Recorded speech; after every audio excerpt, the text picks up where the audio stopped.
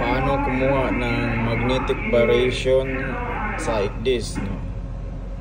So ang gagawin lang is hanapin yung magnetic variation. So ito yung magnetic variation.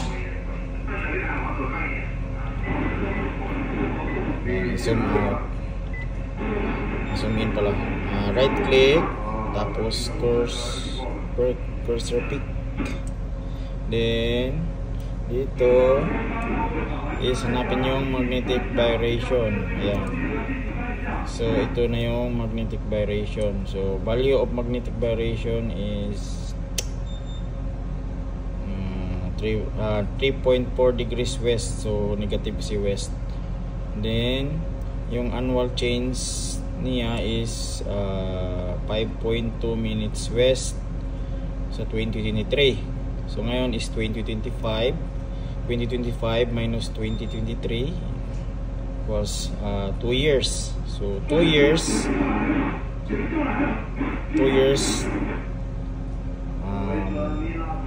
times 5.2 west.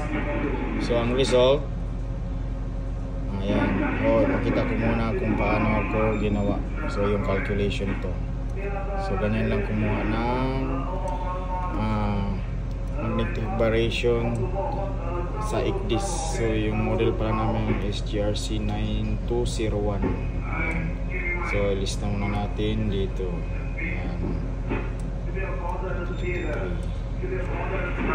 So for continuation, ito na yung pinakita ko sa ICDIS. So ayan, ito yung reference year ng magnetic variation.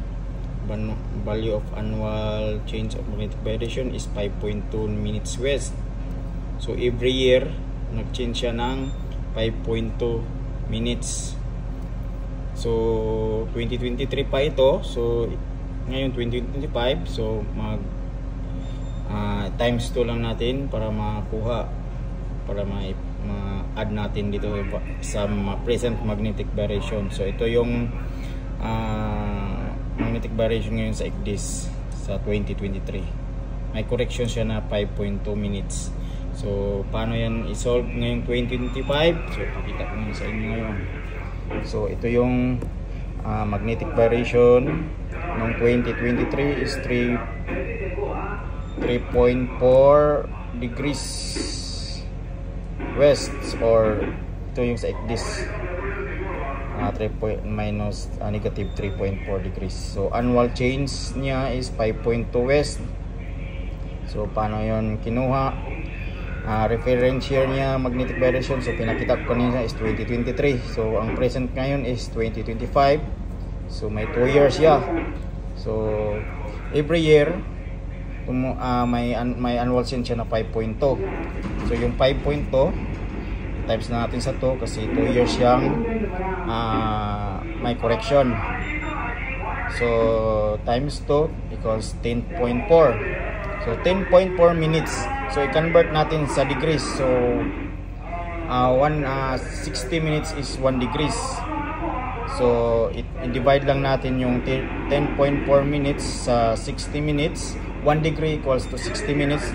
So i-convert natin sa degrees yung minutes. So i-divide lang natin ng 60. So ito yung result, 0.173 degrees west.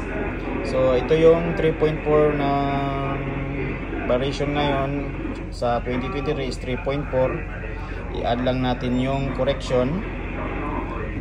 So ito yung 173, yung result niya is 3.573. So ito na yung present na gamitin mo dito sa variation natin sa pagkuha ng gyro error. Ayan. So ganyan lang yung pagkuha ng variation sa ICDIS.